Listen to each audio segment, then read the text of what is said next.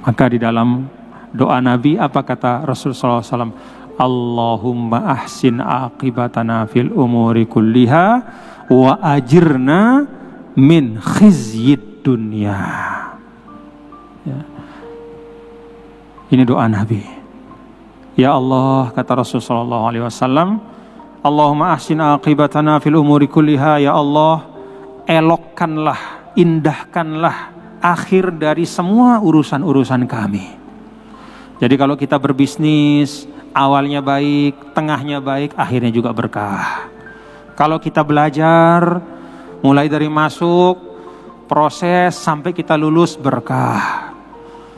Kita jadi ASN, mulai dari seleksi, dapat naik jabatan terus sampai pensiun, selamat dan berkah. Itu ahsin aqibatana. Itu doa Nabi.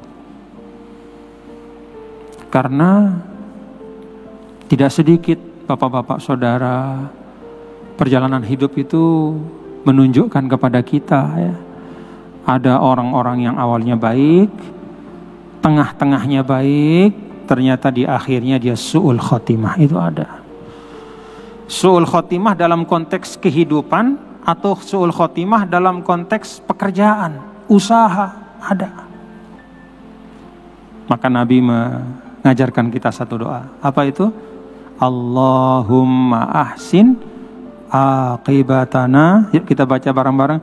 Allahumma ahsin aqibatana fil umuri kulliha wa ajirna min khizyid dunya wa azabil akhirah. 3 yang kita minta. Ahsin aqibatana, elokkanlah akhir dari semua urusanku.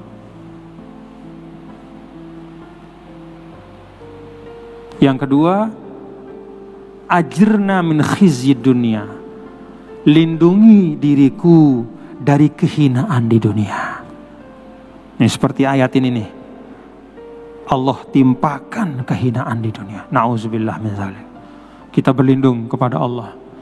Macam-macam kehinaan di dunia itu bapak-bapak saudara ya. Di antaranya misalnya apa? Ghalabatud dain. Ghalabatud dain itu artinya terlilit hutang. Gak habis-habis berhutang. Hari ini berhutang, begitu lunas tiba-tiba terpaksa berhutang lagi, berhutang terus dari awal sampai akhir. Itu namanya ghalabatud dain. Ini juga dimintakan oleh Nabi. A'udzubika min ghalabatid dain. Ya, jangan sampai ya. Makanya kalau kita nggak darurat berhutang, nggak usah berhutang ya bapak-bapak ya.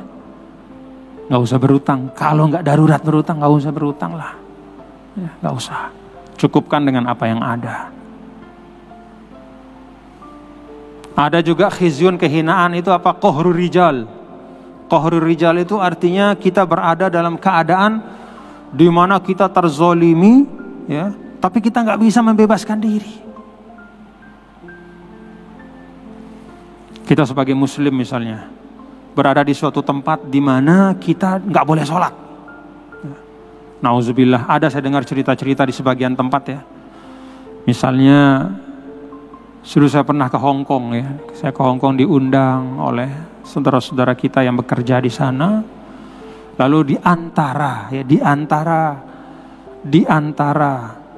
keluhan ya, keluhan adalah ada di antara mereka yang ketika sampai di sana, lalu kemudian ditempatkan atau dapat tuan ya, tuan rumah atau yang mempekerjakan itu nggak kasih dia sholat,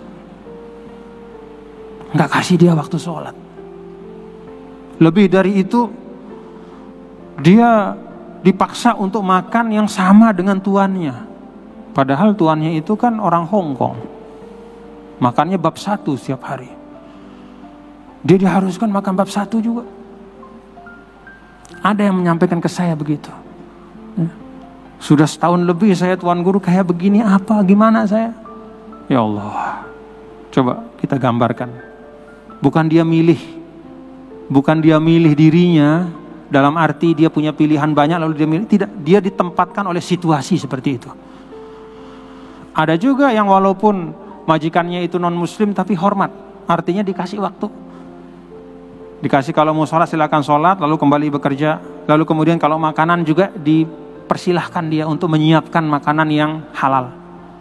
Tapi ada yang seperti tadi. Masya Allah ya. Innalillahi wa inna ilaihi. Itu situasi. Nah itu kita berdoa kepada Allah. Jangan kita dalam kondisi seperti itu. Ya saya sampaikan kepada ibu itu, cari pekerjaan yang lain kalau begini. Cari. Ikhtiarkan semaksimal mungkin ya. Dan sebelum dapat pekerjaan yang lain itu, maka ini hukumnya darurat. Ini hukumnya darurat. Tapi cari. Kalau dia tidak kasih waktu sholat, sembunyi-sembunyi sholat dengan cara apapun. Kitaban mauquta ya. Kalau tidak bisa masing-masing di waktunya, jamak dia. Mau jamak takdim, jamak takhir. Kalau misalnya lagi zuhur, kira-kira ada majikannya misalnya meleng ya. Ketiduran majikannya, ambil waktu di sana. Kalau khawatir nanti sholat asar nggak dapat waktu, jamak takdim aja ke zuhur gitu. Jadi upayakan sambil mencari. Ya. Tapi intinya adalah Bapak Saudara, itu keadaan. Ya. Itu suatu keadaan yang menyulitkan. Yang kita berlindung kepada Allah, jangan sampai kita seperti itu. Ya Alhamdulillah, insya Allah kita kalau di sini kan tidak ada seperti itu ya Bapak-bapak. Tapi orang yang seperti itu bukan kemudian kita salahkan, bukan kemudian kita hina, tidak. Justru kita harus bersyukur kita tidak seperti itu. Sambil kita doakan saudara kita itu bisa lepas dari kesulitannya. Nah jadi ini bagian dari takdir-takdir kehidupan ya, yang Rasulullah SAW itu mengajarkan kita untuk berdoa.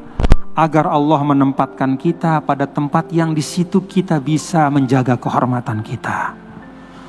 Allah Subhanahu wa taala menempatkan kita pada situasi di mana di situ kita bisa jaga agama kita. Alhamdulillah.